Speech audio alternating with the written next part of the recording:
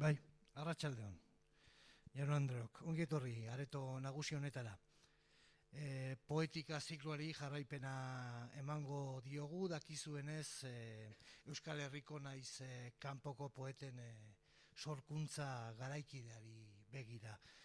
Poesiak leku garrantzitsua bete izan du historikoki gure literaturan, eta orain urrezko aro bat ireki da, eta gure begiekin ikusten ari gara hemen bertan izan ditugunez, esaterako Gerediaga, Otxoteko, Leire Bilbao, edo beste zeregin baterako baldin bada ere gaur gurekin dagoen Aritz Gorrotxategi bera, edota Miren Agurmeabe, hemen izan zen, joan den apirilean antolatu genuen emanaldian. Eta gaur onaino iristen zaigu albiste ona, Espainiako poesia saria jasoko du. Estatuan poesia egintzan ematen den saririk garrantzitsuena. Eta euskaraz idatzitako lan bati emango zaion lehena zoriondu egin nahi dugu hemendik, eta hemen aurkituko ditu gure poza eta eskerrona. Bada, apirileko egun hartan, hitzaurrea gure gaurko gonbidatu nagusiak egin zion, Meaberi, patuaren biurrikeria gertatu da. Bera ere, halako modernidade berri baten paisaiari loturik inoiz baino presenteago dagoen, eta inoiz baino likidoagoa, anitzagoa eta erreibindikatiboagoa den poeta talde horretan dagoelako. Euskal poesiaren kate erraldoi horri maisutasunez jarraipena emateko gure gonbidatu berezia gaur Igor Estankona poeta bizkaitarra da. Beraz, hemen baditugu baita ere esparro honetan baditugu famosoak eta baita Igor bezalako piratak. Bada, udazkenarekin iritsi da aurtengo poetika zikloaren atal berria, Koldo Mitxelena kulturunera, baina poeta ez dator ostotza zaharra eskuetan, baizik eta poemarik berrienak haren ahotsean, eta entzuteko aukera izango dugu segituan. Baina horretarako bidea ez du bakarrik egingo, poemarik poema doan pausoa asko zarinago eta atseginagoa izan darin, ariaren mutur bati Aritz Gorrotxategik egingo dio tira, eta Estankonaren olerkigintzaren eremuak zabaltzeko ariketa gisa, poesia kritikari, analista eta zalearen begiz ekarriko digu zerikasia. Igor Estankonaren poesia nola eraikitzen den, zer hiztegi darabilen, nondik edaten duen. Dena baliagarria izango zaigu gure gaurko gonbidatuak zer idazten duen eta zer ez, zer erakusten duen eta zer ez hobeto ulertzeko. Beraz, ariaren mutur bat finko dago, eta bestean Maitane Arretxe akordeoilaria dago kokatuta. Zer urtetan jaioa den ez dizuet esango, ez didazue sinistuko eta honako guzti hau ere harrigarria da. 7 urterekin akordeoia ikasten hasia, saria jaso ditu Katalunian, Parisen eta Belgikan besteak beste, baita etxean ere noski. Euskadiko musikari gazteen saria irabazi zuen 2018an, eta Euskadiko ikasleen orkestrarekin jo izan du. Gaur egun goi mailako azken urtea egiten ari da musikenen. Dakizuenez, poesiak musikari ere asko zor dio, eta gaurkoan berriz ere hemen daukagu hitzari naiz isilunei laguntzeko prest. Beraz, Maite, Aritz, Igor, ongi etorri, eta mila esker gure gonbidapena onartzearren. Zuek ere, gure gana hurbildu zaretenok jaso ezazue gure eskerrik onena, pentsa ze gozatua hartuko dugun datozen minutuetan. Besterik gabe, Aritz Gorrotxategiri emango diot hitza. Mila esker.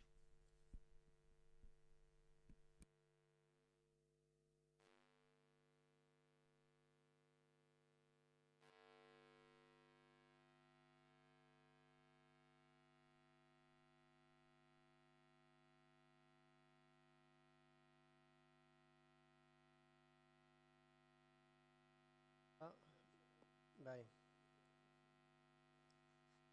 A ber, bai ez dakit.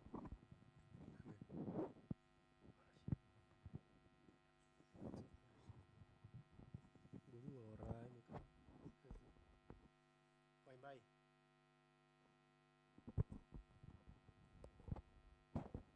Olain, hobeto? Oain, bueno. Bueno, esaten nuen, Igorrek eta bio zenbait gauza partekatzen ditugula, biok idazten dugu poesia, biok ikasi genuen zuzenbidea, eta biok gara familia ugariko, edo familia ugari baten guraso. Ez dakit, zehazki ez zait burua etortzen noiz ezagutu genuen elkar, ez dakit Gernikan izango zen, pentsatzen egon nahi egun hauetan, baina bai seguro dakidala, elkarren berri izan aurretik, behintzat aurrez aurre elkarren poesiaren berri izan genuela. Igor 1977an jaio zen, artean, oso gazte hasi zen idazten, 1982an Urruzuno sariketa eskuratu zuen. Urruzuno hartatik sortu zen gerora garaitsu hartan, behintzat idazteko zaletasuna genuen artean oi hartzuna izan zuen Lubaki banda. Igor etzen, edo behintzat ez da agertzen parteideen artean, baina, badakite haiekin harremana izan zuela eta hango giroaren berri izan zuela. Iratzen esporaken aitorpen txiki bat egiten du, eta esaten du hasieran ez zuela oso argi poeta ala bertsolaria ote zen.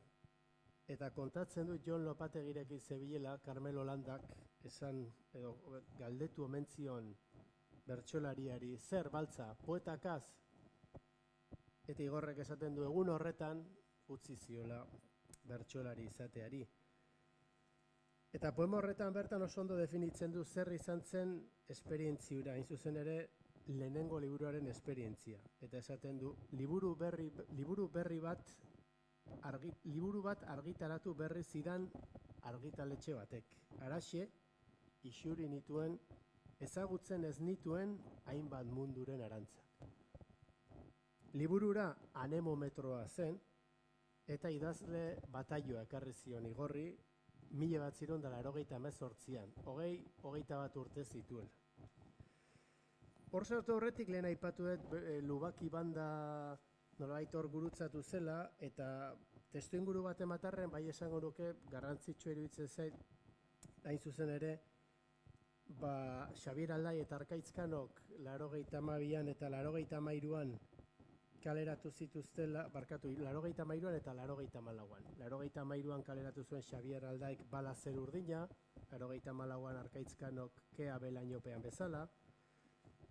Eta, bi liburu horiek neurri batean, esango nuke izan zirela, uretara jaurtitako bi harri, eta momentu honetan idazle izan nahi genuenak, harri horiek urrazalean egiten zituzten irudiei begira baino, murgildu eta harrien forma ikusten saiatu ginela, ez? Bi liburu horien ondotik etorri ziren adibidez gero Asier Serranoren Badere gorri bat, pixkat lehenago Garikoitz Berazaluzeren, Gari Berazaluzeren Arazaro urruneko etifadak. Igorrek bere atera baino urtebete lehenago Urtzirrutiko etxeak borroka galduetatik gatoz argitaratu zuen. Eta beraz, 98an esango nuke, eta lehen ere jardun dugu horretaz, pixkat garai hartan idazle bihurtu ginonok ezagutu genuen alako borbor eta giro oso kreatibo bat, non jende askok idazten zuen, aldizkariak zeuden, mugimendua zegoen, eta Igorrek momentu horretan atera zuen bere lehenengo liburua, ez? Liburu hori berriko erakurtzen egon naiz, eta konturatu naiz, oso gazte idatzi zuen, baina orain liburura irakurrita, egia esan sinetxezina dirudi ze heldua den liburu hori 20-21 urtekin idatzia izateko.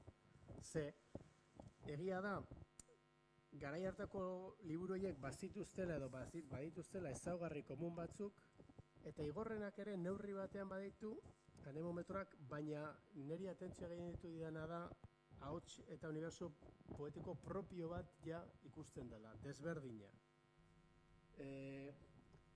Eta geroztik, lehen liburutik eman dituen pausoak, esango nuke, sendo eta zehatzak izin direla eta ibilbide koherentea egin du, ez? Bere argitaratutako 5 liburuetan koherentzia hori oso nabarmena da, ez? Haren momentuan dagoeneko garbi utzi zuen irudiekin jolasteko eta iradokitzeko zuen trebetasuna, inpresioen bidez idazten du Igorrek, ia koordenadarik eman gabe, gehienetan ez dago denbora edo espazio jakinik, sartzen zera poeman eta laberintu batean bezala zabiltza, amaierararik gabeko bide batean, hainbat norabide ireki edo behintzat seinalatzen dituena. Klabe pertsonal batetik abiatzen dira poemak, baina gehienetan bizipen edo gogorapen batetik, eta irakurlea poeman barneratu ala, linternarekin nolabait poemaren leizea argitzen duala, bapatean esaldi batek dena argitzen du. Eta leizea lore bat bezala irekitzen da. Baina gero handik 2 lerrora berriro itzali egiten da, beste 2 edo 3 estrofa geroago berriz pizteko, ez? Igorrek badu habilidade bat, esango nuke, enigmarekin jokatzeko. Poesian esaten zaio hermetikoa, ez dakit, iruditzen zait da hitz itxusi bat, itxusi edo beldurra ematen duen horietako, ez, hermetikoa, itxia. Ez nuke esango Igorren poesia zentzu horretan hermetikoa denik. Nik uste Igorrek uniberso propio bat eraikitzen du, klabe batzuk dazka, eta oso irekia. Oso ondo orekatzen du esan nahi duena, ezkutatu nahi duena, eta era berean irakurleari nolabait ireki egiten dizkio bideak. Ez beti badakigu galderen erantzun zehatzak nahi izaten ditugula, eta batez ere poesian esango nuke poetok orokorrean erantzunak eman horrez galderak egiten ditugula, ez? Eta Igorren poesia zentzu horretan oso ondo lotzen da teoria horrekin eta galderak planteatzen ditu, interroganteak planteatzen ditu. Giro lauso bat sortzen du bere poesian, Cesar Vallejok Trilzen egin zuen antzeko zerbait, esango genuke, eta gainerako produkzioan giro lausori izan da, ez? Aipatzen detan giro lausori izan da, bai tundran, bai eiza eta nekean, iratzen esporaken, moskiton, behar badazkeneko 2 liburuetan ukitu pertsonalago da, aitortza pertsonalagoa daude, idazkera narratiboagoa edo behintzat iradokitzen narratibago bat, baina hala ere, naiz eta narratiboagoa izan jarraitzen du giro laus hori ukitzen, ez? Eta naiz eta irakurte errezagoa dirudien jarraitzen du Igorren poesia izate. Baina ez da arazo bat izan behar, azken batean Lezama Lima poetak esaten zuen zaila bakarrik dela estimulagarria, ez? Eta nik uste zetzu horretan Igor oso poeta estimulantea da. Batzuetan inork ikusten ez duena ikusteko gaitasuna duela dirudi, begirada iztaria du, inoiz nekatzen ez dena, beti erne xetasuna jasotzeko, pasaian zerbait ezberdina antzemateko. Igorren poemek puska itxura hartzen dute, eta horrek efektu estetiko berezi ematen dio osotasunari. Gauaren poeta ere bada, batez ere lehenengo 3 liburuetan, gauari begiratzen dion bakoitzean, ura, gaua, lehen aldiz ikusiko balu bezala ikusten du, eta hitz ezberdinak erabili behar ditu gau bakoitzarentzat. Ilargia gaua irabiatzen agertzen da batzuetan. Inguratzuen gaituen pentsamendu erraldoia da besteetan. Edo irla bitxiak aurkitzen dituen ontzi bat noraezean. Gaua ez da beti gau bera. Naiz ilunduta egon eta gu geu ere ez gara betiko berak. Heraklito ere badakar gogora, baina gero ere harago ere badoa, eta Tartaloren eskumako begia poeman adibidez honela amaitzen du. Izan ere, bizitza ez da dena. Askotan ez da garrantzitsuena ere izate. Begira zenbat gauzak erabaki duten ez izatea eta kitxo. Irudi eder, sendo eta iradokigarriz hornituta dago Igorren poesia. Eta aintzinako greziarrak ere, Heraklito eta aipatu detanez, hurbilekoak ditu. Mundu klasikoa maite du, maite ditu Ulises, eta Eneas galduta ibili ziren hondartzak. Budarekin zerikusi gutxi duten ekintzak, adibidez gerlariek beren artean honezkoak egitea. Horra bere poesia gintzaren beste ardatzetako bat, barne eta kanpo bidaia. Amorgosotik Zeberiora, Kretatik Sarasolako bidera. Suma daiteke Kawafis asko maite duela eta harretaz irakurri duela. Anemometroan lehen liburua izaki, agerikoagoak dira omenaldiak. Zeharka agertzen dira Michael Enderen Momo, Cortázarren Rayuelako Lamaga, Virgilio, Leonard Cohen, Txabela Vargas, César Vitoria, Mirante, Luis García Montero. Gainerako liburuetan ere suma daitezke omenaldiak, baina ezkutuago, eliptikoago. Adibidez, neri iruditzen beti San John Perseren keinu konplizeak ere badaudela bere poesian. Igor Gaida bals edo fado berean epikotasuna eta egunerokotasuna dantzan jartzeko. Klasikoa eta berria da aldi berean. Bi konstante dira horiek Igorren poetikan. Klasikoa berria balitz bezala azaldu, eta alderantziz, berria klasikoa balitz bezala. Poesia lasai idazten du, zalapartarik gabea, baina irudiz landua eta argitsua. Ilea hazten den abiaduran zabaltzen da bere poema bakoitza, eta barruan luze eta sakon geratzen da irakurlearengan, zuloa uzten dio. Era berean, gure eguneroko ekintzetan artea bere mila formekin egotea desio du poetak. Eta perfekzioaren aurka saltzen zegu behin eta berriz, gauzak betikotzearen aurka. Uneak balio du, unearen distirak. Denborak dena igatzen du, dena ondatzen. Unea da beti erekoa, unearen xumetasuna. Dotoreagoa da isilean joatea, eta isilean muixu ematea. Aurrez aurre arantzak trukatzearen aldea. Kapera txiki bat eraiki eta bertan gorde eroritako idoloak, eta guretzat aspaldi lokartu ziren begiak. Poema batean dio, itsasoak bere gatza, lurrak bere birak. Abesti guztiak bat dira gaur. Gaur.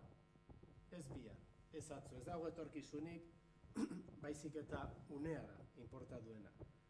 Maitasuna zerbait ieskorra eta intimoa da, eta leku berezia du Igorren lanetan. Maitasunaren poeta handia dela esango nuke, baina ez ulertzen den modu klasikoan, ez modu erromantikoan, ez da ere modu sentimentalean, ez baita inoiz ere romantizismoan edo sentimentalkerian erortzen. Bi pertsonen arteko intimitatea biluzten du, baina intimitate horren klabeak ni eta zu horri bakarrik dagozkio. Gurari bakar bat poeman, bi pertsona mota bereizten ditu. Batzuk ikusten ari direna kontatzera doaz, baina norbaitekin iristen direnerako ez da jada ikusten gauaren gorria. Beste batzuek nahiago dute begira geratu. Ezertaz oroitu barik, uretan bere irudia lehenengoz ikusi zuen tigraren kumeak bezala. Azken horiek dira gauaren gorri laburra ikusten dutenak, bere baitan gordetzen dutenak. Bere azken lanean, Moskiton, adibidez, maitasun intimo horretan beste biztanle batzuk ere badabiltza orbitan, seme-alabak. Eta horrekin batera, aitatasuna eta amatasuna eta horren inguruko kezka. Beste intimitate zaratatsuago bat, non geroak ekarriko duena zera hausnartu ere badagoen. Tonu pertsonalagoa du azken liburu honek, hildakoak dakartza gogora ere, bakeak egiten ditu memoriarekin, naiz eta oroimen geografiko erabat aldatuta egon, paisajeak ez diren ja lehengoak. Beste osagai batzuk ere aipa daitezke Igorren poesian, bidaia, erotismoa ustekabeko hainbatetan, adibidez, poema batean esaten du, goizaren zarata da, airearen himena apurtzen duenean. Baditu halako poema batzuk non beti figura erotiko bat edo erotismoz guztitako figurat jartzen duen, esango nuke halako testuinguru ezberdin batean. Erleak, ez dakit horretaz hitz egiteko aukera izango, baina bueno, erleak agertzen dira eta nik uste indar simboliko berezia badutela Igorren poesian. Indarkeriaren eraginaz eta torturaz ere baditu zenbait poema. Ertz asko, labur esan da, aurkitu daitezke bere ibilbidean zehar. Eta bukatzeko poeta bezala landu dut edo poeta bezala aipatu dut, baina lehen ere horretaz jardun dugu. Nik uste gaur egun kritikan ere badabila aspalditik, eta esango nuke gaur egun behar bada jardunean dabiltzan literatur kritikarien artean agian edadetuena edo veteranoena izango dela, ez? Lehen komentatzen egon gera eta gutxi gora bera, 97an hasi zen Igor kritikak egiten, normalean argiarako eta deiarako egiten ditu, pasa dira 23-24 urte eta hor jarraitzen du, ez? Eta poeta bezala nabarmendu dut, baina nik uste ere poesia kritiko bezala ere 23-24 urteko ibilbide baten ostean 2000 kritikatik gora egin eta gero zalantzarik gabe esango nuke irakurtzaleontzat eta literatur munduan gabiltzanontzat erreferentea ere bada, ez? Gainera Igor poesian zentratu da, poesia liburuei buruzko kritikak egiten ditu, beraz gure literaturaren erradiografia bat nahi bagenu behar bada, esango nuke pertsona egokiena Igor izango litzatekeela, ez? Batez ere azken 25 urtetan oso hurbiletik ezagutu eta landu duelako gai. Eta ona helduta, niri dagokidana da isiltzea eta poetari hitza ematea, eta hitz egin dezatela Igorren poema.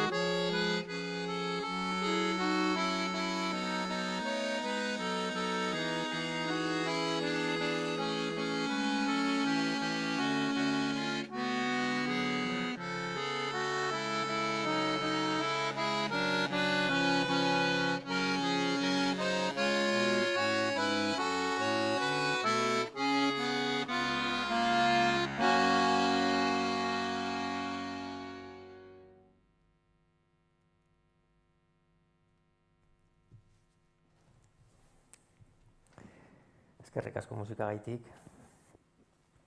Eskerrik asko hitzaurre sakon horregaitik. Kauzitu ditut ezagutzen nituen gauzak nire poesian.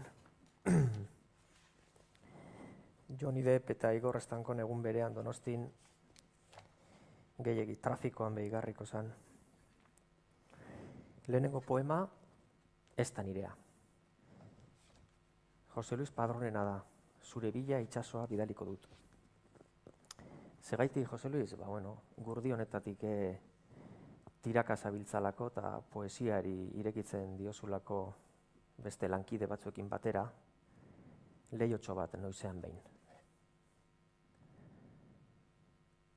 Amaieran hasten da iturri bat, lurrean edo arkaitzean, ez du izango bukaerarik, hasiera du arnasa eta intziria, sabeletik sabelera izena, olatua bezala gertarazten eta gertaberritzen gurekin malkoekin berotutako bihotza.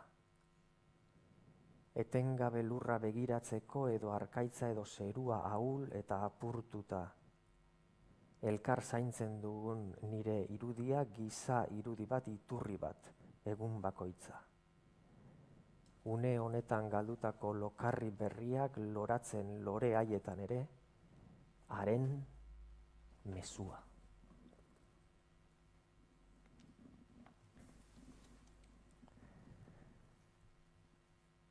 Eta moskitotik, kalitatea pizkat jeitsita, ala beharra. Odeiak jotzen duenean, euriak badaki.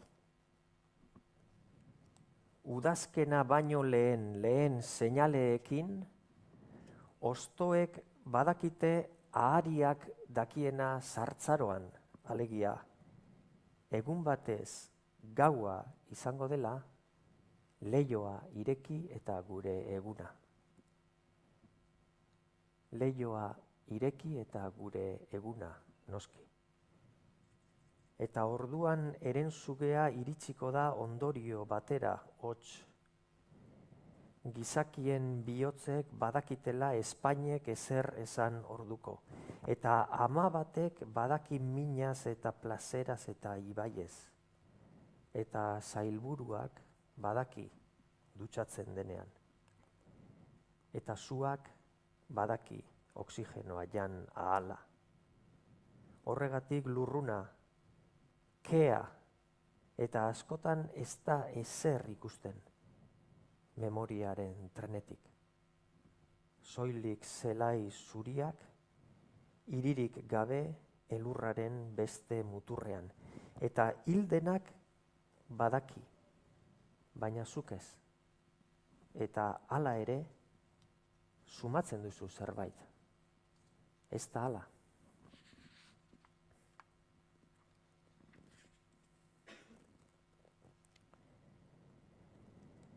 Bai, eta hau eta ura.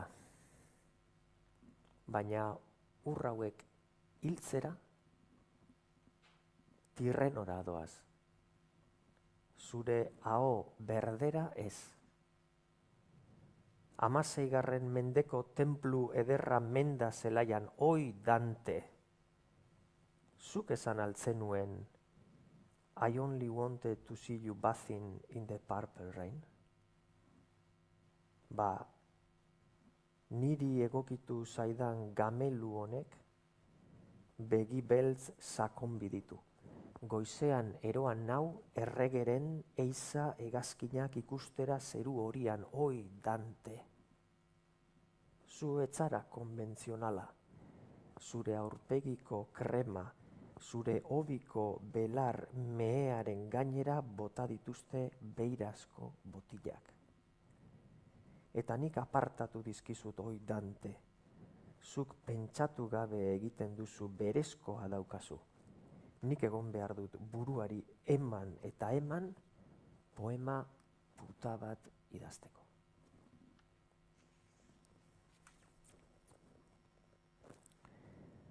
Eta bai, eman eta eman inbertzaio, poema puta bat idazteko, baina, bueno, batzutan ateratzen da zerbait, ea ze iruditzen zaizuen. Hau da jolas bat, laster hartuko zarete.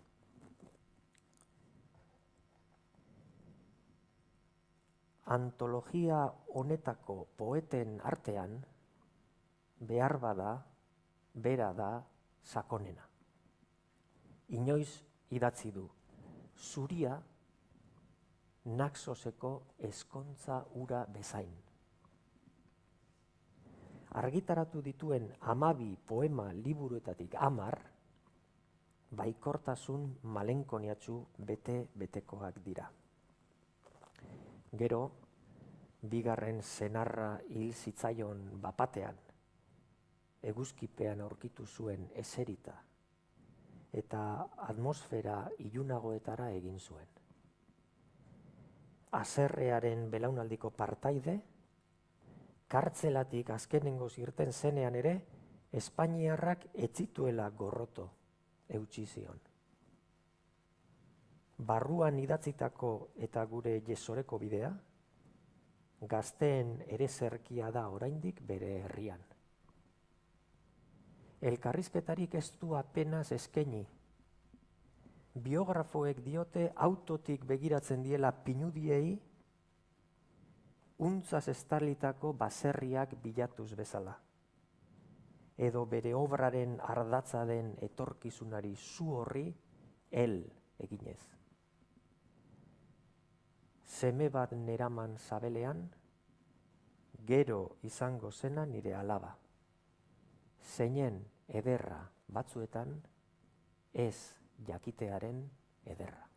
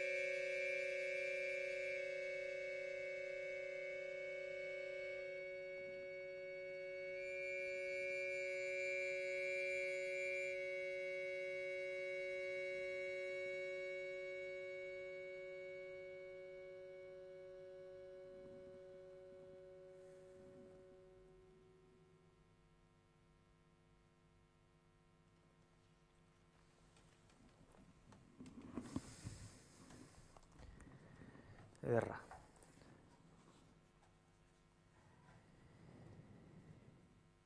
Ez da amoranterik lastana, beste munduan. Eta maitasuna hemengo hau da. Bizirik gauden ona. Ez krematoriokoa. Ark daukan kebide eskututik gora biok batera nola igoko gara ba. Fitzek itzuli zuen, antologia palatinoan dator. Ez da moranterik lastana beste munduan eta abar, eta abar. Nik hartu eta nahaztu egin ditut apur bat hitzak gure urteurren honetarako.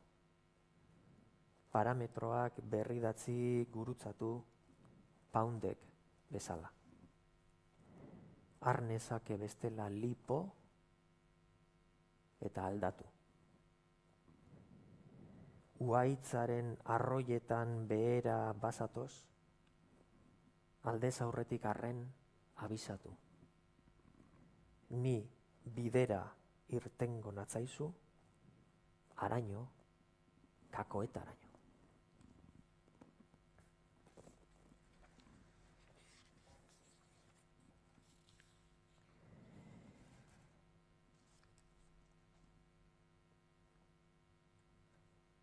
Txoriak pertsonak ziren. Zaiak pertsonak ziren. Mendi batetik bestera basabeiak pertsonak ziren. Gauza bera ziren pertsona bat eta beste pertsona bat otsoarentzat. Aldikada batean, igelak pertsonak ziren gau epeletan. Apo armatuak pertsonak ziren gau epeletan. Pertsonak eurak ere pertsona ziren.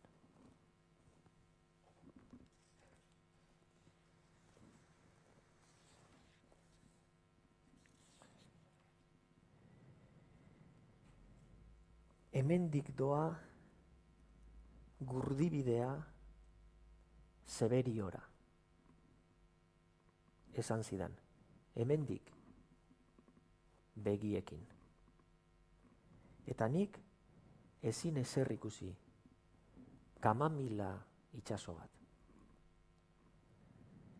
Berak ostera Maurizia ikusi bide zuen bere gomutamenean. Mutilagun karakolengana zioela, edanez jada desagertutako iturrietatik. Zoratu zintezke, benetan zoratu, hainbeste kamamilarekin. Ez dakit zer gertatzen den beste munduetan, esan nion. Ixo, esan zidan eta atzamarra jarri zidan Espainetan. Entzuten txakurren ispirituen zaunkak, entzuten zugegorri individualisten solasa. Argia itxugarria zen, egopolotik ipar poloraino artizarra geldi birgon. Hemendik doa esnebidea Zeberiora, esan zidan, nik uste. Eta gerokoago batean, banindoan bakarrik Larragoitirantz, formarik eneukannik modeloak ziren denak. Astalarrosak, basa zenarioak, txori gereziak. Hemendik doa zetaren bidea Zeberiora. Eta Errosa etxe portalean, Mari etxe portalean, nire aizpa hilak. Putzu itzalietako igel gorriak. Karistiar emakume behin desagertuak eta orain leku guztietan daudenak.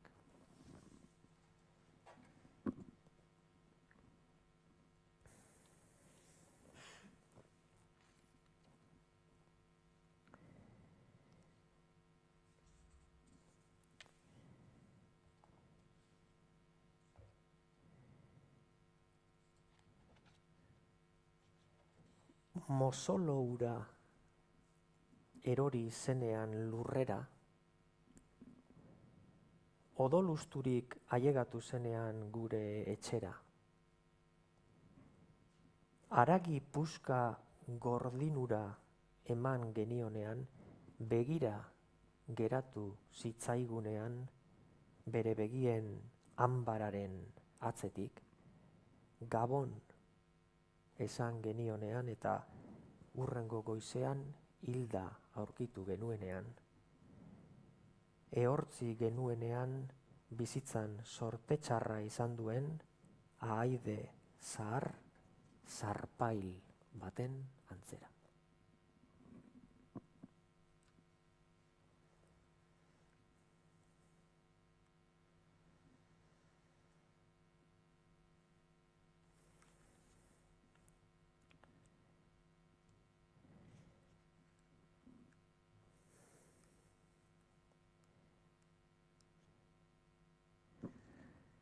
Promesa egiten dut, heriotzari buruzko azkena izango dela. Madrilen hilko dute. Inork etzekien zertan zebilen. Inork etzekien zertan zebilen. Kamioi bat hartu zuela anaiarekin, besterik ez. Kamioi bat hartu zuela. Eta bere aho zarratutik ezen sartu egundo eulirik. Bere aho zarratutik ezen sartu eulirik. Behin herriko festetan batek ezin zuela autoa ireki eta ezin zuela autoa ireki eta ezin zuela autoa ireki. Jaiki zen, ireki zuen kakoarekin edo, rirra ireki zuen kakoarekin edo, eta eseri zen berriro terrazan isilik. Eseri zen berriro isilik. Alde orotatik zirtzila eta arropa urratua zeriola, zirtzila eta arropa urratua zeriola. Barku bat bezala izurdeen artetik igarotzen, barku bat bezala izurdeen artetik, eta biek elkar ziruditen, argazkietako Jose Arregik eta berak, argazkietako Jose Arregik eta Jose Arregik berak.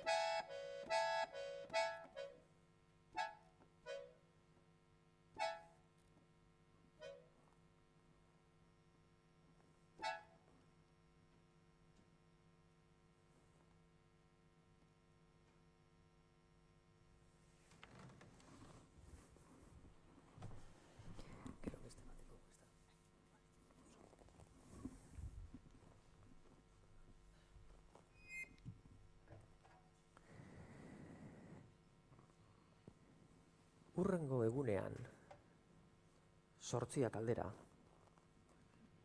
intsektu moreak gure bila etorri aurretik, leihoa ireki zuen norbaitek eta handik atera zen Neil jaunen ahotsa. Eta Neil jaunen ahotsa entzunez egon ginen 10 arte, harik eta zeruari izarrak irten zitzaizkion arte. Eta maitasun apur batzuk jarri zenituen Espainien artean, eta ni haraino airatu nintzen txoriku mehen antzera. Zu eta zure jana bata bestetzat hartuz. Eta 100 urte barru ere, Himalaien gainetik deitzen badidazu, hara egingo dut, jakin gabe deus elurrez.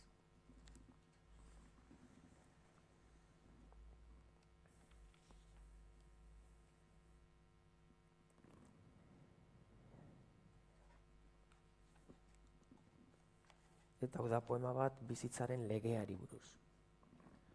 Nola ume batzuk diren egun baten guri eta txiki, eta hurrengoan hasi zaizkizun. Gure maitasuna txarto zebilen, baina ezkenekien zelan geldiarazi. Gauari itxaroten genion, orduan bukatzen zirelako ametsak. Ilargiak guri ere argi. Izterretan zure petaloak. Eta udak sartu ziren udaberrietan. Eta jolastu ginen lorez betetako putzuetan. Eta han urrunean mundu mistikoan berriro jolastu ginen lorez betetako putzuetan. Orain gure alabak lo daude posible egin zituen inozentzia haren antzera. Gure alabak lo daude. Euren hanka biluzak ohetik zintzilik, Magali bera ere neska handia hazten ari da. Ze deabru Magali, zu ere bai.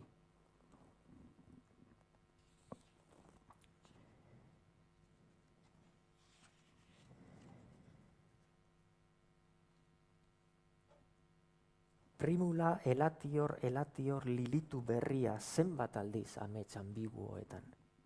Mundua oraindik da ederra hasieran. Zenbat aldiz irudi horiek hasierakoak gehiegizkoak. Bizkarretik odoletan, gure Espainetako odola, etc. Eta orain, zure eskarmentua nire haragi arean eroriekin. Alambreetan hileak, Espainiak gorri. Eros esanez, hauxe zen. 21. mendean hilko gara biok lastana. Gero ez dugu gehiago elkar ikusiko. Unibertsoa hasiz eta hasiz, eta gure etxe txikian ez da ia arroparik behar.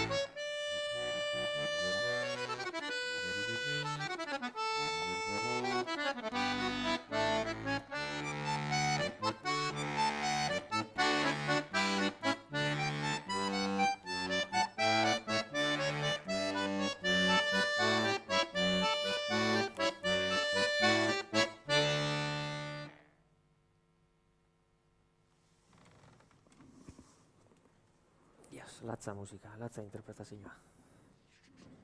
Eskerrik asko nire poema batzutan lakonikoei musika jartzearren. Eskerrik asko hitzaurreagaitik. Ez da erraza poesia disekzionatzea batzutan. Eskerrik asko gonbidatzeagaitik. Zuokaz ordutxo hau pasatzera. Hemetik aurrera ja konsideratzen da mesa. Orduan nik uste dut azkenengo poema bat irakurriko dugula eta horrekin bukatutzat emango dugula saio hau.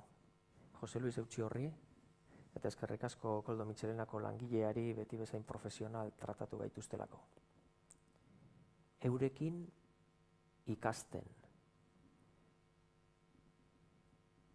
Ihien artetik iritsi ziren.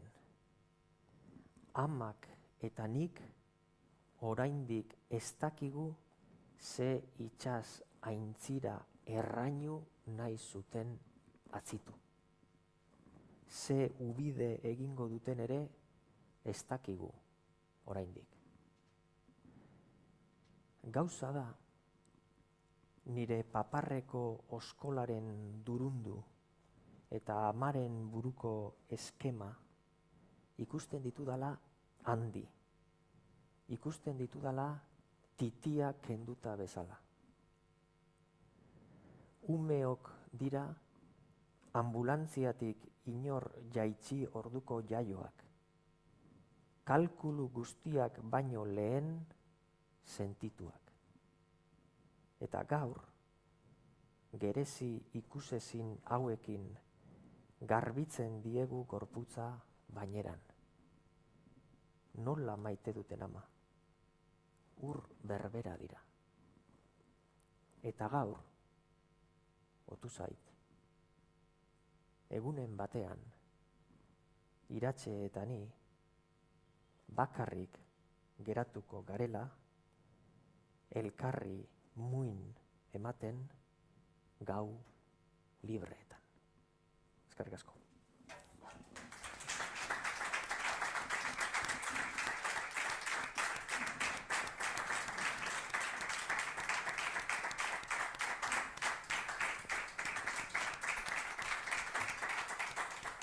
Eskerrik asko, Igor Estakona, Maitane, Arretxe eta Ariz Gorrotxategi, gozamena izan da zuek entzutea.